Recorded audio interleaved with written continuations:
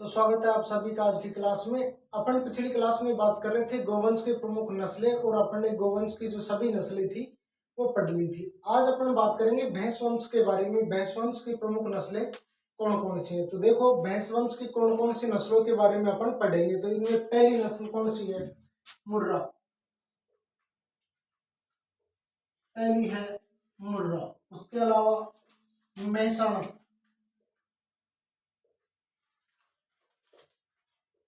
मुर्रा, मेहसाणा, जाफराबादी,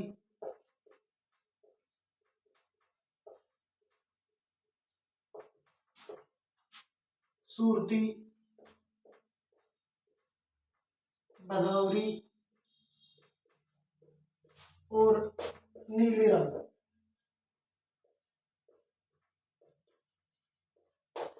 ये भैंस वंश के प्रमुख 6 नस्लें हैं जिनके बारे में अपन डिटेल से चर्चा करेंगे। इनमें भी सबसे पहली और सबसे इंपॉर्टेंट नस्ल कौन सी है? मुर्रा नस्ल। तो अपन शुरुआत करते हैं आज कौन सी नस्ल से? मुर्रा।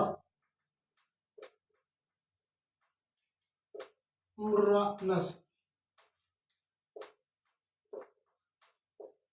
देखो मुर्रा नस्ल की अगर उत्पत्ति की बात करें, मतलब सबसे पहले इस भैंस की उत्पत्ति किन क्षेत्रों से होगी? तो इसकी उत्पत्ति उत्तर प्रदेश, दिल्ली, उसके अलावा हरियाणा, और हरियाणा में भी कौन कौन से? हिसार और रोहतक। इन क्षेत्रों से मुर्रा भैंस की जो उत्पत्ति मानी जाती है। राजस्थान में अगर बात करें, राजस्थान में ये जो नस्ल है वो कहाँ कहाँ पाई जाती है? तो राजस्थान में ये नस्ल दिल्ली के आसपास के क्षेत्र, मतलब राजस्थान के वे एरिया जो दिल्ली से क्या होंगे टच, उन क्षेत्रों में पाई जाएगी कौन सी? मुर्रा नस्ल की भैंस। तो दिल्ली से टच वाले क्षेत्र कौन कौन से? तो अलवर, उसके अलावा जयपुर। सबसे मेन क्षेत्र तो ये दो ही है, अलवर और जयपुर। उसके अलावा बात करें तो गंगानगर और शेखावाटी। प्रमुख क्षेत्र तो यही है। उसके अलावा अपन बात करें तो जैसे हनुमानगढ़ को भी ले सकते हैं और भरतपुर को भी ले सकते हैं, क्योंकि ये भी क्षेत्र है जो सीमा बनाते हैं किसके साथ? दिल्ली या फिर हरियाणा के आसपास के क्षेत्र। तो जो मुर्रा नस्ल है इसकी उत्पत्ति कहां से? उत्तर प्रदेश, दिल्ली, हरियाणा, हिसार और रोहतक से। तो इसमें राजस्थान में अगर बात करें तो राजस्थान में मोस्टली कहाँ कहाँ पाई जाती है? अलवर, जयपुर, गंगानगर और शेखावाटी प्रदेश में। इस भैंस के अगर अपन अन्य नामों की बात करें, अन्य नाम, तो अन्य नाम है इसी को कहते हैं दिल्ली बफेलो। दिल्ली बफेलो मतलब दिल्ली के आसपास के क्षेत्रों में पाए जाने के कारण इसको क्या कहा जाता है? दिल्ली भैंस। और इसी को कहा जाता है मुर्रा, कुम्मी या कुंडी या खुंडी। ये नाम कौन सी नस्ल के हैं? मुर्रा नस्ल। तो मुर्रा नस्ल के अन्य नाम इसी को कहते हैं क्या? दिल्ली बफेलो। दिल्ली और उसके आसपास के क्षेत्रों में पाए जाने के कारण ही इसको क्या कहा जाता है? दिल्ली भैंस। इसके अलावा इसके अन्य नाम है कुम्मी, खुंडी और कुंडी। ये नाम है किसके? मुर्रा नस्ल की। और अगर अपन देखें तो इसका अनुसंधान केंद्र, मतलब मुर्रा नस्ल पर जो शोध केंद्र है वो कहाँ किया जाता है? तो इसका जो अनुसंधान केंद्र है, इसका अनुसंधान केंद्र है कहाँ? कुमेर, भरतपुर में। कुमेर, भरतपुर में। भरतपुर ये बहुत इंपॉर्टेंट चीज है, एग्जाम में क्वेश्चन आएगा, सीधा सीधा पूछा जाएगा कि मुर्रा नस्ल का अनुसंधान केंद्र कहाँ है? तो मुर्रा नस्ल की जो भैंस है इसका अनुसंधान केंद्र कहाँ है? कुमेर, भरतपुर में। और बात करें इसमें जो इसकी इंपॉर्टेंट यूनिक विशेषताएं हैं वो कौन कौन सी है? तो इसका रंग सबसे इंपॉर्टेंट है। इसका रंग होता है काला चमकीला, काला, एकदम काला और चमकीला रंग होता है, जिसी को क्या कहा जाता है? जेट ब्लैक रंग। जेट ब्लैक रंग। भैंसों में सबसे काला रंग चमकीला रंग, जो एकदम काला चमकीला रंग पाया जाएगा वो कौन सी नस्ल में पाया जाएगा? मुर्रा नस्ल में। और भी देखो भैंसे तो सभी ब्लैक कलर की होती है, लेकिन सबसे ब्लैक किस नस्ल का होता है, वो कौन सी होती है? मुर्रा नस्ल। अगर इसकी सींगों की बात करें अपन, तो इसके सींग छोटे व मुड़े हुए, छोटे व मुड़े हुए, जिन्हें कहा जाता है क्या? जलेबी जैसे सींग, जलेबी जैसे सींग। इंपॉर्टेंट है, जलेबी जैसे, एक आएगी उसके होंगे अंग्रेजी के जे अक्षर जैसे सींग, वो अलग होगी, कौन सी? जाफराबादी। मुर्रा नस्ल है, इसकी खास बात है कौन से? छोटे व मुड़े हुए सींग, जिन्हीं को क्या कहा जाता है? जलेबी। ध्यान रख लेना, मैं से मुर्रा, में से मुड़े हुए, और मुड़ी हुई क्या होती है? जलेबी। में से मुर्रा, में से मुड़े हुए, और मुड़ी हुई क्या होती है? जलेबी। तो जलेबी जैसे सींग होते हैं, कौन भैंस की किस नस्ल के होते हैं? तो वो कौन सी नस्ल है? मुर्रा नस्ल। अब और इसकी विशेषताओं के बारे में अगर अपन बात करें तो देखो,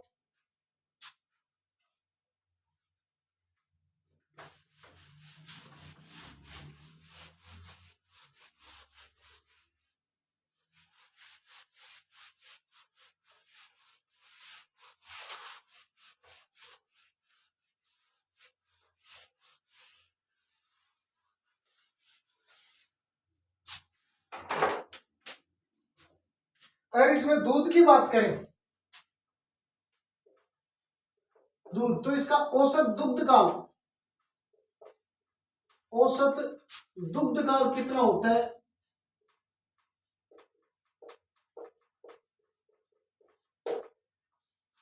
मतलब अपने पूरे टाइम पीरियड में औसत कितना दूध देती है? तो ये औसत दूध जो होता है इसका, वो होता है 1800 से 2500 लीटर। 1800 से 2500 लीटर के आसपास ये प्रति ब्यात, एक ब्यात बराबर 10 माह, या बोले तो 300 दिन ये दूध देती है। एक ब्यात बराबर 10 माह या 300 दिन। और इसमें जो औसत दुग्ध देती है प्रति ब्यात कितना देती है? 1800 से 2500 लीटर। तो मुर्रा की विशेष बातें बात की अपन ने, एक तो क्या? जेट ब्लैक, काला चमकीला रंग, उसके अलावा जलेबी जैसे सींग। सबसे इंपॉर्टेंट वो उसकी दो विशेषताएं थी। औसत दुग्ध कितना है इसका? 1800 से 2500 लीटर। अगर इसके दुग्ध वसा की बात करें, मुर्रा में दुग्ध वसा या फैट परसेंट की बात करें, तो इसमें औसत जो फैट परसेंट आती है वो कितनी आती है? 7%। याद रख लेना, 8 से पहले क्या आता है? 7। तो औसत दुग्ध वसा कितनी होती है इसमें? 7%। और एक इंपॉर्टेंट बात, भैंस वंश में, भैंस वंश में सर्वाधिक दूध देने वाली, भैंस वंश में सर्वाधिक दूध देने वाली भैंस की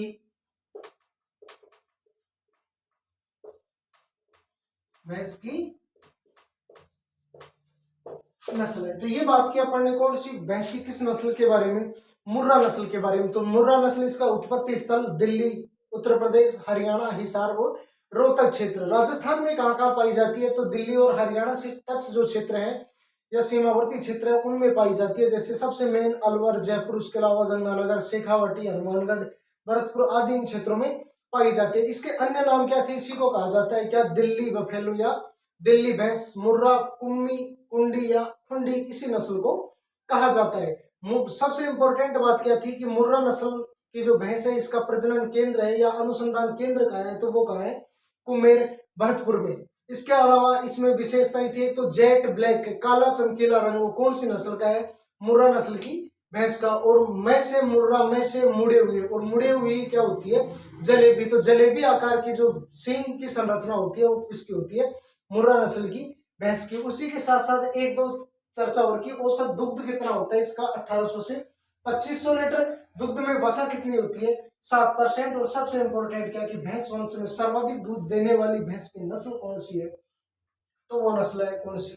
मुर्रा। अगली नस्ल की बात करते हैं अपन, मुर्रा हो गई, दूसरी नस्ल की बात करते हैं। और दूसरी नस्ल कौन सी है? मेहसान।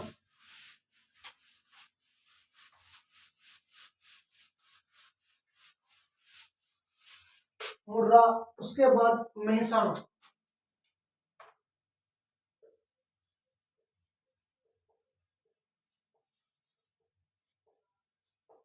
तो देखो मेहसाणा नस्ल के बारे में अगर चर्चा करें तो यह एक संकर नस्ल है। यह एक संकर नस्ल है,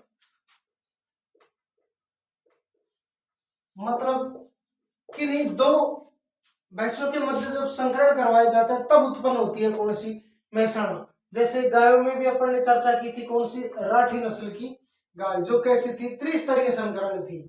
उसी प्रकार मेहसाणा है वो भी कैसी है, एक संकर नस्ल है। कौन कौन सी से, जब मुर्रा व सुरती, मुर्रा और सुरती भैंस की नस्ल, इन दोनों के मध्य जब संकरण करवाया जाता है तब उत्पन्न होती है कौन सी, मेहसाणा नस्ल की जो भैंस है वो। देखो ऑल ओवर अगर भारत में बात करें तो कहां पाई जाती है, गुजरात में मेहसाणा डिस्ट्रिक्ट, मेहसाणा, उसके अलावा साबरकांठा, साबरकांठा और बनासकांठा, साबरकांठा और बनासकांठा, ये दो डिस्ट्रिक्ट है किसके, गुजरात के, साबरकांठा और बनासकांठा, जो पश्चिमी बनास एक नदी है राजस्थान की, उसके किनारे स्थित है।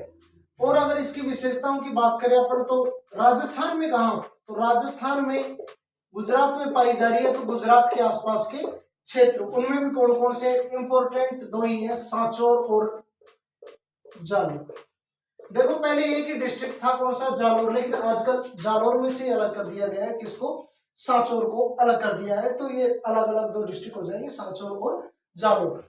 इसकी अगर विशेषताओं की बात करें तो इसका रंग, देखो रंग सिंपल है, इसका रंग कैसे याद रखें, तो मुर्रा, मुर्रा का रंग कैसा था, काला, एकदम काला प्लस चमकीला, यानी कि जेट ब्लैक रंग था।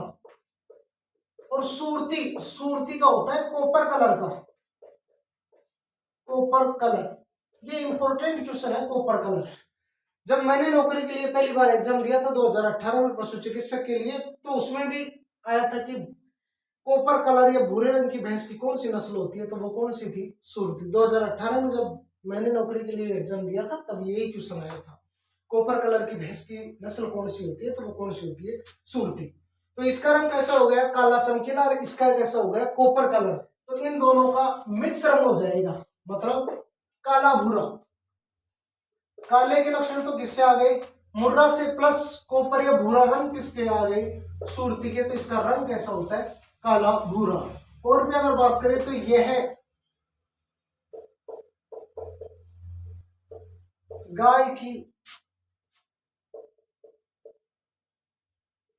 शांत स्वभाव वाली,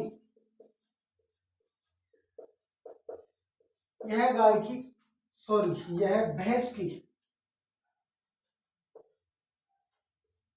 गाय की अलग थी, गाय वाली भी बात करेंगे अपन ने कौन सी के बारे में बात की थी, यह भैंस की शांत स्वभाव वाली नस्ल है।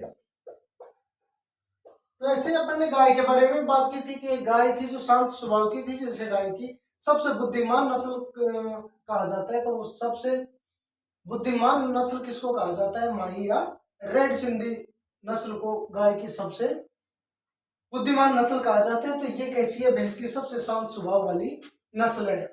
एक इंपॉर्टेंट बात हो रहा है कि भैंसों में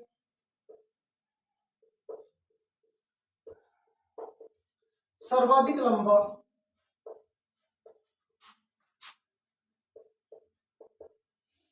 दुग्ध काल होता है,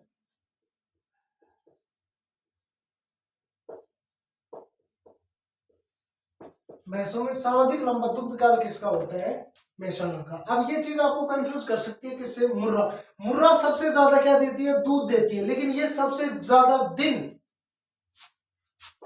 ये सबसे ज्यादा दिन दूध देती है, और मुर्रा सबसे ज्यादा दूध देती है। ये दोनों में अंतर ध्यान रखना है। तो दूसरी नस्ल है कौन सी, मेहसाणा, ये कैसी नस्ल है, एक संकर नस्ल है। जब मुर्रा और सुरती के मध्य संकरण करवाया जाता है तो कौन सी नस्ल उत्पन्न होती है, तो वो कौन सी है, मेहसाणा, मुर्रा और सुरती। अगर ये क्षेत्र की बात करें तो भारत में मेहसाणा मतलब गुजरात, साबरकांठा और बनासकांठा, ये दोनों कौन सी नदी के किनारे स्थित है, पश्चिमी बनास नदी।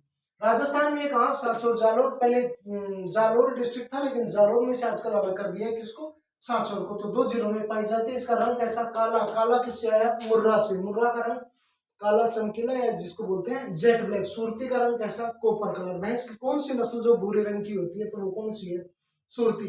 तो दोनों के लक्षण आएंगे तो रंग कैसा होगा इसका, काला भूरा। और यह भैंस की सबसे शांत स्वभाव वाली नस्ल है। गाय में बात की थी शांत स्वभाव प्लस बुद्धिमान नस्ल, वो कौन सी थी, माही या रेड सिंधी नस्ल थी।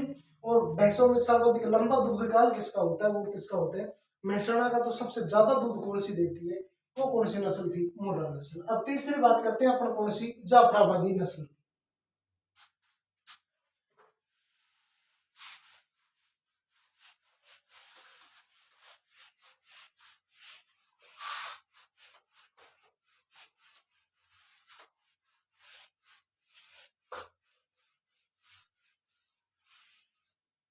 तो अपनी तीसरी नस्ल है कौन सी, जाफराबादी नस्ल।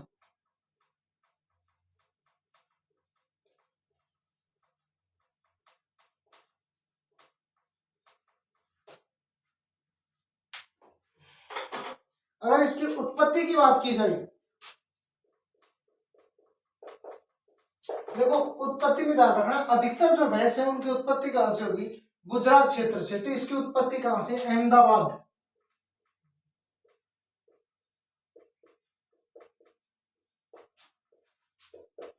काठियावाड़ क्षेत्र से। उसके अलावा गिर के जो जंगल है गुजरात से, वहां से उत्पत्ति मानी जाती है किसकी, जाफराबादी भैंस की नस्ल की। अगर राजस्थान में बात करें, राजस्थान में जो भैंस की नस्ल है वो ना के बराबर पाई जाती है।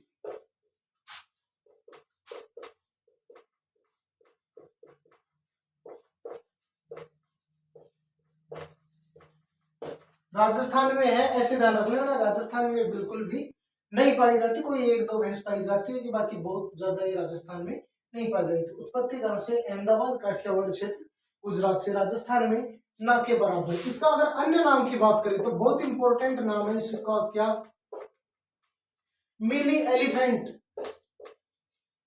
मिनी एलिफेंट या इसी को कहते हैं क्या, छोटा हाथी।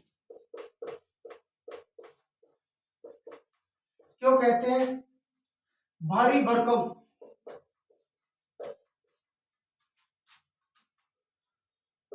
भारी भरकम तथा ढीला शरीर होने के कारण, ढीला शरीर होने के कारण। तो ये जो भैंस की नस्ल है वो क्या है, इसका आकार ज्यादा होता है, ऐसे लगती है जैसे क्या जा रहा हो, कोई हाथी जा रहा हो। इसी वजह से कहा जाता है इसको मिनी एलिफेंट, इसको कहा जाता है। अगर इसके रंग की बात की जाए, इसका रंग कोई ज्यादा इंपॉर्टेंट है, याद रह जाए तो ठीक, ना रहे तो भी कोई बात नहीं। इसका रंग होता है हल्का काला, हल्का काला। कुछ एक भैंसों का ही रंग याद रखना है, जैसे मुर्रा का एकदम जो चमकीला काला, प्लस जैसे सुरती का, सुरती का देखेंगे तो अपना कैसा आएगा, कॉपर कलर। इनका अगर ना भी याद रहे तो कोई बहुत ज्यादा दिक्कत नहीं है। जो मेन मेन नस्ल है जैसे सुरती, मुर्रा, उन्हीं के याद रखनी। उसके अलावा अगर बात करें तो यह है भैंस की, ये इंपॉर्टेंट लाइन है, यह भैंस की सबसे भारी नस्ल है। यह भैंस की सबसे भारी नस्ल है। अब भारी नस्ल है तभी तो क्या कहा जाता है इसको, मिनी एलिफेंट इसको कहा जाता है। उसके अलावा बात करें तो यह भैंस की कैसी नस्ल है, द्विकाजी नस्ल है, द्विकाजी नस्ल है। मतलब जो इसके नर भैंसे होते हैं वो किस काम में आते हैं, वजन उठाने के भी काम में आते हैं। और एक चीज और याद रख लेना इसमें, क्या, अब इसका क्या है कि आकार कैसा होता है, एकदम विशाल आकार होता है, प्लस शरीर कैसा होता है, ढीला ढाला। इस वजह से इसमें क्या, गलकंबल, गलकंबल भी विकसित हो जाता है। गलकंबल यानी कि गर्दन के नीचे जो स्किन लूमी हुई होती है उसी को क्या कहा जाता है, ड्यूलैप या गलकंबल। तो ये इंपॉर्टेंट क्वेश्चन बनता है कि भैंस की वह नस्ल जिसमें, देखो भैंसों में नहीं पाया जाएगा गलकंबल, लेकिन कौन सी में पाया जा रहा है, तो वो कौन सी है, जाफराबादी नस्ल। एक चीज हो रहा है, इसके सींग, इसके जो सींग कैसे होते हैं, अंग्रेजी के जे अक्षर जैसे, अंग्रेजी के जे अक्षर, जे से जय, इस जय से ध्यान रखना है क्या, जे। जाफराबादी सींग कैसे, जे, तो इसके सींग होते हैं वो अंग्रेजी के जे अक्षर जैसे होते हैं। तो अपने आप 3 नस्लों के बारे में बात की। पहली नस्ल कौन थी, मुर्रा। दूसरी नस्ल कौन थी, सी थी मेहसाणा। तीसरी कौन सी है, जाफराबादी नस्ल। उत्पत्ति कहाँ, अहमदाबाद, काठियावाड़ प्लस गिर के जो क्षेत्र है वहां से। राजस्थान में ये जो नस्ल है वो ना के बराबर पाई जाती है। अन्य नाम इसको क्या, मिनी एलिफेंट या छोटा हाथी। इंपॉर्टेंट बात है, याद रखना है किसको कहा जाता है, मुर्रा को क्या कहा जाता है, दिल्ली बफेलो, या उसके अलावा बोले तो कुम्मी या खुंडी कहा जाता है। मिनी एलिफेंट क्यों, भारी भरकम तथा ढीला शरीर होने के कारण। इसका रंग कैसा होता है, हल्का काला। ना याद रहे, कोई दिक्कत नहीं। यह भैंस की सबसे भारी नस्ल है। इंपॉर्टेंट लाइन है, क्वेश्चन आएगा तो भैंस की सबसे भारी नस्ल कौन सी है, तो वो कौन सी है, जाफराबादी। यह भैंस की कैसी नस्ल है, द्विकाजी नस्ल, मतलब 2 काम में आती है। और इसमें क्या हो जाता है, गलकंबल भी विकसित हो जाता है। गलकंबल मुख्यतः विशेषता है किसकी, गाय की। लेकिन भैंस की कौन सी नस्ल है जिसमें गलकंबल विकसित हो जाता है, तो वो कौन सी है, जाफराबादी नस्ल। जैसे जय, मतलब इसके सिंग कैसे होते हैं, अंग्रेजी के जे अक्षर जैसे। तो धन्यवाद आप सभी का। अगली क्लास में, अगली 2 क्लासों में अपन भैंस वंश को पूरी तरीके से पढ़ लेंगे। धन्यवाद।